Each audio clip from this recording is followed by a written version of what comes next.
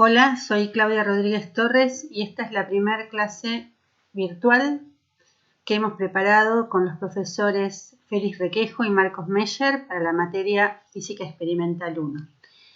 En esta clase vamos a ver algunos principios básicos sobre la experimentación. ¿Por qué es importante hacer experimentos y hacer buenos experimentos? Eso tiene que ver con que la experimentación es una etapa fundamental en lo que constituye la generación de conocimiento científico. Este proceso de generar conocimiento científico, cuyo fin es entender cómo funcionan los fenómenos naturales y poder construir leyes o teorías que nos permitan predecir lo que va a pasar o cómo van a funcionar algunas cosas, tiene varias etapas. La primera etapa sería cuando queremos estudiar algún fenómeno o proceso, es definir qué es lo que queremos estudiar, o sea, definir ese fenómeno o sistema a estudiar y buscar toda la información que tenemos sobre ese fenómeno o sistema, todos los datos previos. Todo eso va a ayudarnos a poder formular una hipótesis sobre cómo pensamos que se va a comportar el fenómeno o sistema a estudiar. Formulamos la hipótesis y después viene la parte de diseñar el experimento para validar o no esa hipótesis. Y esa es una etapa muy importante que incluye, primero, diseñar una metodología para hacer el experimento, cómo y con qué medios, para hacer el experimento para validar la hipótesis que hicimos. Luego el paso de hacer el experimento propiamente dicho, donde vamos a observar, tomar medidas en el laboratorio generalmente. Con toda esa serie de medidas y observaciones que hizo, luego tendremos que hacer, viene la etapa del tratamiento y análisis de datos, donde utilizaremos distintas herramientas, tendremos que presentar los resultados en tablas, hacer gráficos, estudiar dependencias funcionales, o sea, ver cómo varían los resultados según diferentes parámetros. Y a partir del análisis de todos esos resultados vamos a sacar algunas conclusiones. Pero eso no termina ahí, tenemos que buscar la forma de comunicar esos resultados de nuestro experimento, en primer lugar a los pares, ¿no? A un conjunto de especialistas que nos dicen o que evalúan si lo que hicimos, si las conclusiones que sacamos a partir del experimento que hicimos son correctas o no, o si hay que hacer alguna modificación a lo que estuvimos haciendo. Y después de algunas idas y vueltas con los pares, se validan las conclusiones de nuestro experimento. Y una vez que estas conclusiones son aceptadas por la comunidad científica, viene la elaboración de las leyes o teorías con las limitaciones que esas leyes o teorías tengan porque fueron formuladas para algunas condiciones especiales, ¿no? Entonces eso también es importante, saber qué alcance tienen estas leyes o teorías que tienen que ver con cómo hicimos el experimento también. Ahora vamos a concentrarnos en la etapa de experimentación. ¿A qué nos referimos con experimentación? Experimentar significa tomar una parte del universo, que a eso lo vamos a llamar sistema. Sobre ese sistema vamos a hacer algunas acciones, vamos a influir, esto va a ser nuestra entrada, y vamos a observar cómo se comporta ese sistema bajo esas influencias, ¿no? La respuesta del sistema, y eso va a ser nuestra salida. Y muchas veces vamos a querer encontrar una relación entre las variables de entrada y las de salida para poder predecir el comportamiento del sistema o del fenómeno que estamos estudiando. En el caso particular, por ejemplo, del experimento 1, que algunos ya hicieron y otros están por hacer, nuestro sistema, por ejemplo, sería la moneda, ¿no?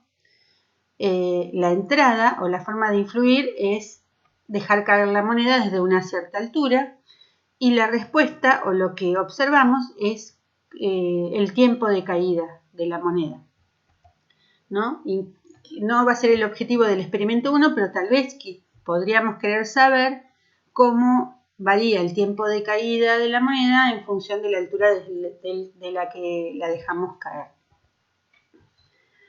En el proceso de medición, medir significa encontrar una magnitud.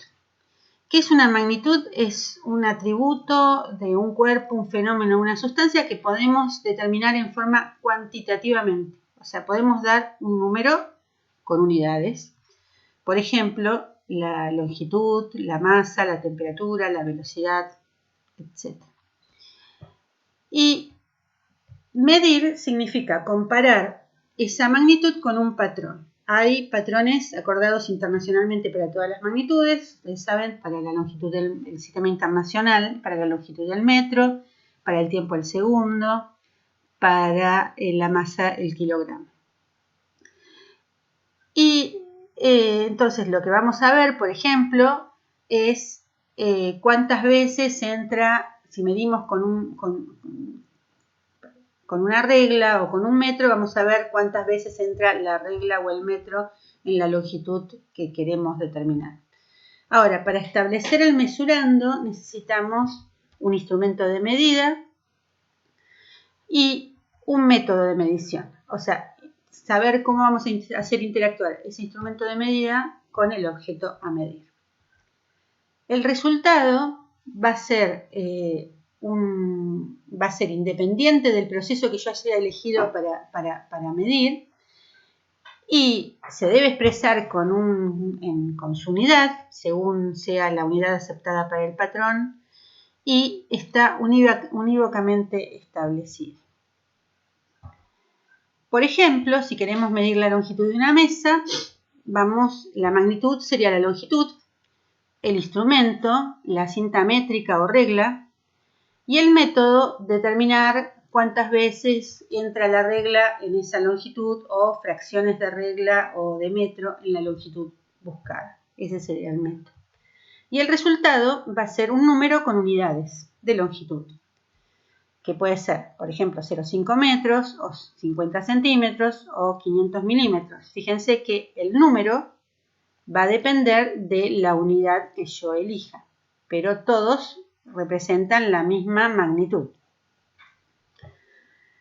Ahora, el resultado de una medida es un número exacto. Yo puedo decir que la mesa mide 50 centímetros, 0,0000000 centímetros. Bien, vamos a ver eso con este ejemplo. Vamos a responder esta pregunta con este ejemplo. Supongamos que estamos midiendo la longitud de este objeto, este negrito que tengo acá, y acá no se ve en la foto, pero hicimos coincidir el inicio de este objeto con el 0 de la regla, y este sería el final, ¿no? Y queremos medir el ancho de este objeto negrito. Entonces nos fijamos dónde termina el objeto, y lo que vemos es que está entre 41,6 y 41,7 centímetros. Más que eso no podemos decir que la longitud de ese objeto va a ser mayor que 41,6 y menor que 41,7, porque esta regla, la división mínima de esta regla es 1 milímetro, y yo no puedo decir con certeza en este milímetro, dentro de este intervalo, cuál es el borde dónde cae el borde de este objeto. Entonces, esto representa el intervalo más pequeño que contiene el valor deseado. O sea, el valor de la magnitud que estamos tratando de medir, muchas veces lo vamos a referir como valor deseado o, más que nada valor deseado. Entonces, este es el intervalo más pequeño que contiene al valor deseado. Y aquí viene entonces la primera premisa de la física experimental, y que vale siempre para cualquier medida que hagamos con cualquier instrumento, con cualquier método, y es que los valores de las medidas no son simples números exactos, sino que son intervalos de valores en los cuales tenemos confianza que se encuentre el valor esperado o el valor verdadero. Entonces, siempre de ahora en más, nunca vamos a expresar el resultado de una medida o un número exacto, sino con un intervalo. Y ahora vamos a ver cómo expresamos ese intervalo y de qué factores depende ese intervalo. Veamos sobre la recta numérica, ¿no? Acá tenemos, imaginemos que esto es el intervalo donde es probable que esté la magnitud que estamos midiendo. En el ejemplo anterior este sería 41,6 y este sería 41,7 centímetros. Entonces podemos buscar la mitad de ese intervalo, ¿no? Que la voy a llamar así X rayita. Y entonces podemos decir que nuestro valor va a estar entre x menos delta x y x más delta x, donde delta x es la distancia desde el centro del intervalo a los extremos. Entonces vamos a decir que ese valor esperado o medido va a estar entre x menos delta x y x más delta x. Delta x lo vamos a llamar incertidumbre o incerteza de la medida. En algunos libros lo van a encontrar como error.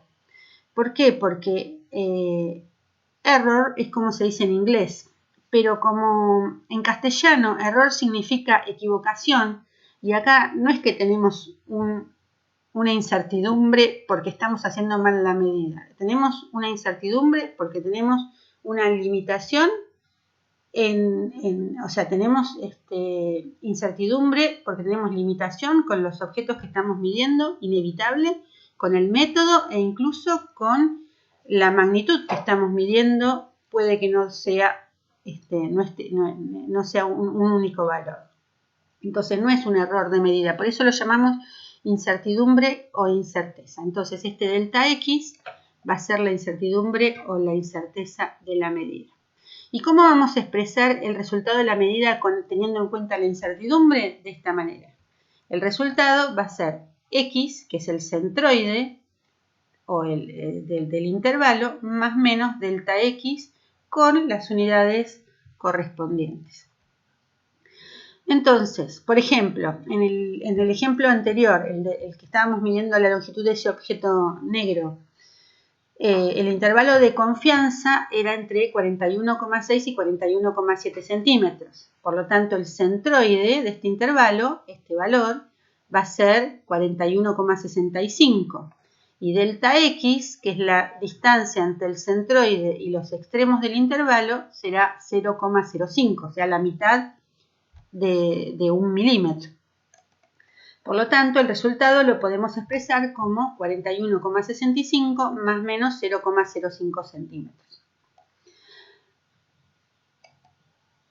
Entonces, el resultado siempre vamos a expresarlo de esta manera, como un cierto x más menos delta x, donde x, que es el centroide de ese intervalo, lo vamos a definir como el mejor valor o el valor más representativo de nuestra medición, y luego veremos más adelante, en la clase que viene, que va a ser el valor más probable. Delta x es lo que llamamos la incerteza o incertidumbre o error absoluto.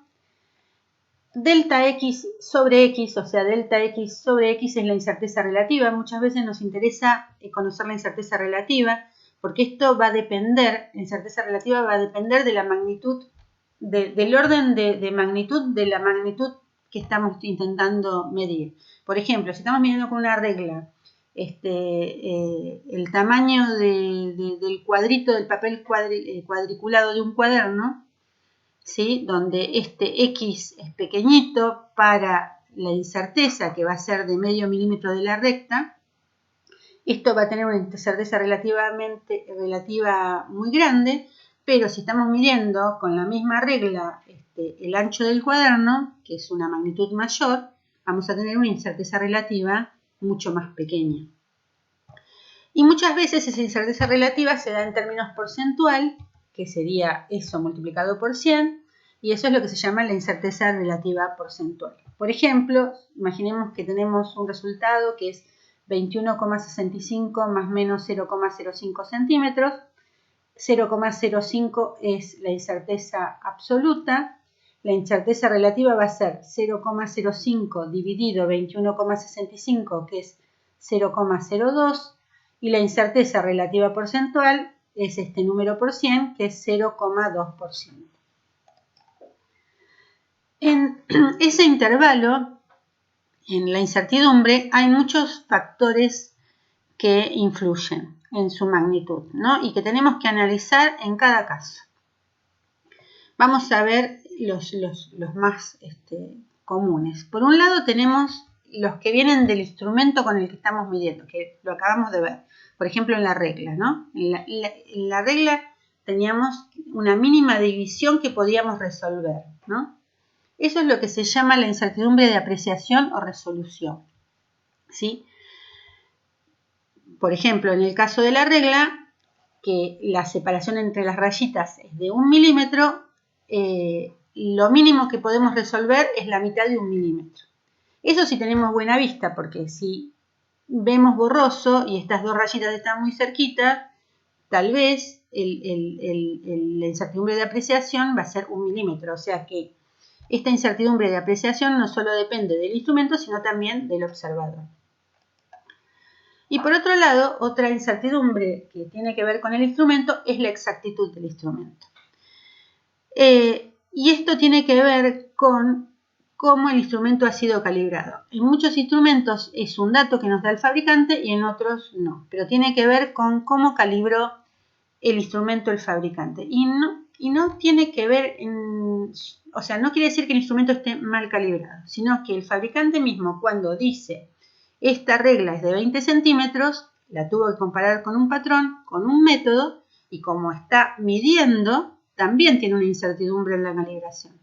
Por lo tanto, también ese instrumento tiene una exactitud que tiene que ver con cuán bien, ¿no?, o con cuánta precisión pudo calibrar ese instrumento el fabricante.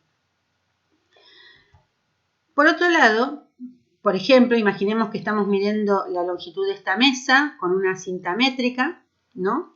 Puede ocurrir, por ejemplo, que esta mesa no sea perfectamente rectangular y entonces depende de dónde yo ponga la cinta métrica, sea la magnitud que mido. Eso es lo que se llama la falta de resolución del objeto a medir, ¿no? O incertidumbre de indeterminación.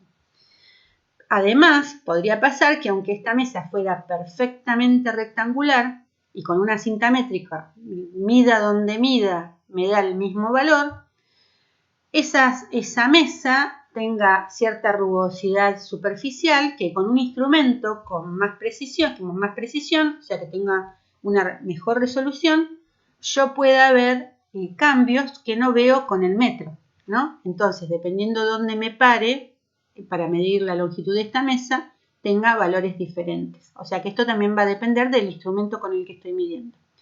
Pero además, si nosotros pudiéramos ver con resolución a nivel atómico, lo que veríamos es que los átomos de la superficie se están moviendo. Y entonces, aunque siempre estuviéramos midiendo en la misma posición, veríamos que la medida está fluctuando, que esa magnitud está fluctuando. Esto tiene que ver con la fluctuación propia de la magnitud que estamos midiendo, ¿no? Y eso da origen, o sea, esas fluctuaciones que no tienen origen evidente, se llaman incertidumbres casuales o estadísticas. Por otra parte, cada vez que medimos, puede ocurrir que nuestro instrumento de medida esté interactuando o afectando a la magnitud que queremos medir. Por ejemplo, si estamos midiendo la temperatura del agua con un termómetro, agua que no está a temperatura ambiente, cuando ponemos el termómetro para medir dentro del agua, que está frío y el agua está caliente, estamos enfriando el agua y si estamos afectando justamente la temperatura, que es lo que queremos medir. Por supuesto, esta interacción, si estamos metiendo el termómetro en un tanque de agua, esa interacción va a ser mínima, pero si estamos metiendo el termómetro en un tubo de precipitado pequeño, entonces esa interacción va a ser más importante. También tenemos otro tipo de incertidumbre que a esto, perdón, aquí, miren aquí arriba. Esta incertidumbre, en realidad esto es un error, o sea, no es algo que no tenemos certeza del intervalo, sino que es un error en la medida que tiene que ver con el error de paralaje, ¿no? Cuando estamos leyendo un instrumento, hay que ponerse al ras, ¿no?, de la aguja o del indicador para no estar tomando lecturas erróneas como en este caso. Y otro error, que sí es error y no es incertidumbre, o sea, error significa de hecho mal, tiene que ver con una mala calibración del instrumento, ¿sí? O sea, vimos que no confundan con la incertidumbre de exactitud. Acá estamos hablando de una mala calibración del instrumento. Por ejemplo, imagínense una cinta métrica que está estirada, ¿no? Si está estirada, cada medida de longitud que haga con esa cinta métrica nos va a dar un valor más chico que el valor verdadero de la magnitud que estoy midiendo. O, por ejemplo, se suben a una balanza y la agujita no está en el cero. Entonces, si la agujita está por encima del cero, toda la lectura, las masas, el peso de la balanza va a dar valores por encima del valor verdadero. Entonces, estos errores sistemáticos los reconocemos porque afectan nuestros resultados siempre en el mismo sentido, o sobreestimando o subestimando el valor verdadero. Y para estar seguros que el instrumento está bien calibrado, hay que compararlo con un patrón. A veces lo podemos hacer, a veces no. A veces nos damos cuenta de la falta de calibración del instrumento y a veces no. Bien, entonces, ¿qué pasa si tenemos muchas fuentes de incertidumbre o varias de estas presentes? ¿Cómo expresamos la incertidumbre final de una medida? Entonces, imaginemos que estamos midiendo una magnitud Z y tenemos varias fuentes de incertidumbre. Lo que vamos a hacer es expresar la incertidumbre total como la suma del cuadrado de cada una de las incertidumbres raíz cuadrada. Esto lo podemos separar en dos partes. En una parte que tiene que ver, que la vamos a llamar incertidumbre nominal, y otra que la vamos a llamar incertidumbre estadística. Para diferenciarlas, todo lo que tiene que ver con la incertidumbre nominal aparece cuando hago una única medida. Hago una única medida y me pregunto, bueno, a ver, ¿qué incerteza tiene la medida que estoy haciendo? La apreciación del instrumento, la exactitud del instrumento, la falta de definición del objeto a medir. Bien, todo eso aparece, hice una única medida y ya aparecieron todas esas fuentes de incertidumbre. Pero si repito la medida, la hago más de una vez y ese valor cambia por distintos factores que no puedo controlar, ¿no? Ya sea porque la magnitud está fluctuando, como veíamos con el ancho de la mesa, o porque el método de medición hace que la magnitud esté fluctuando. Todo eso va a constituir la incertidumbre debida a fluctuaciones o estadística, que es la que estoy expresando acá. Y siempre la incertidumbre de mi medida va a ser la suma de los cuadrados de la incertidumbre estadística y la nominal, donde esta nominal a su vez se construye a partir de la suma de cuadrados de todas las incertidumbres que aparezcan cuando hago una única medida. Bien, acá hemos hablado a lo largo de esta primera parte de la clase de exactitud y precisión del instrumento, ¿no? Dijimos, un instrumento, la precisión del instrumento tiene que ver con la mínima resolución, o sea, lo que el instrumento puede resolver, la mínima escala que el instrumento puede resolver. Y su exactitud tiene que ver con la calibración, ¿no? Y un instrumento va a ser más exacto cuando el valor que mida esté más próximo al valor verdadero de la magnitud que estoy midiendo, ¿sí?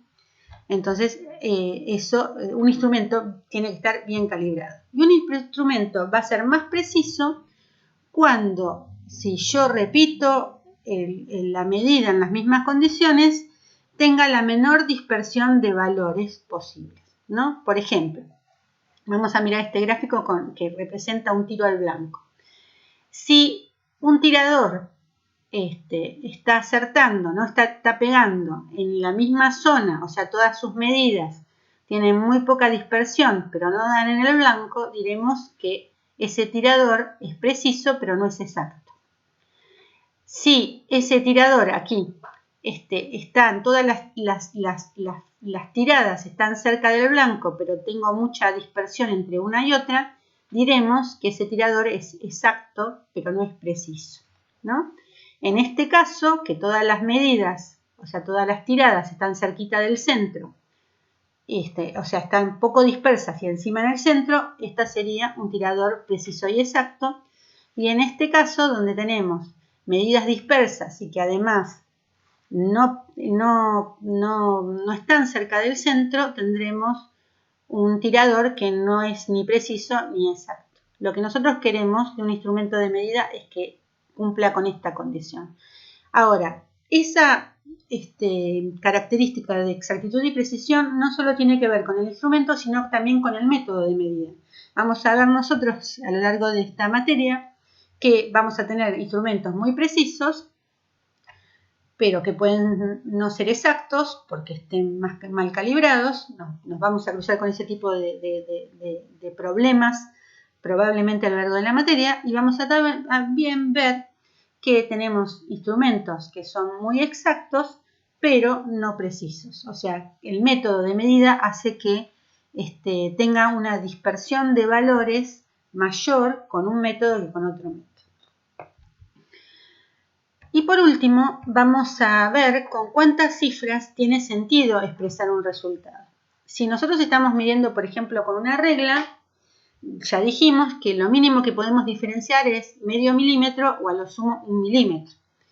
Entonces, vamos a expresar, por ejemplo, nuestra medida con hasta el milímetro o las décimas de milímetro. Por ejemplo, podemos decir que algo mide 95,2 más menos 0,5 milímetros, si alcanzamos a diferenciar la mitad del milímetro, o 95 más menos 1 milímetro si diferenciamos 1 milímetro.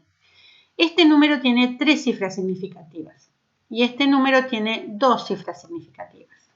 El 9 es la cifra más significativa y el 2 es la menos significativa. ¿Por qué la menos significativa? Porque en el 2 ya tenemos dudas de cuál es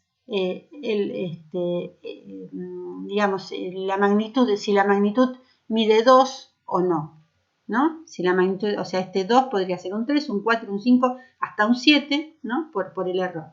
O sea, tenemos indeterminación en cuánto vale esta cifra. Y en este caso tenemos indeterminación en cuánto vale esta cifra. Entonces, para expresar nuestro resultado vamos a tener en cuenta las cifras significativas de la incertidumbre y redondear el centroide del intervalo para que tenga que su menor cifra, que la última cifra significativa coincida con la posición del error. A ver, para hacerlo más claro.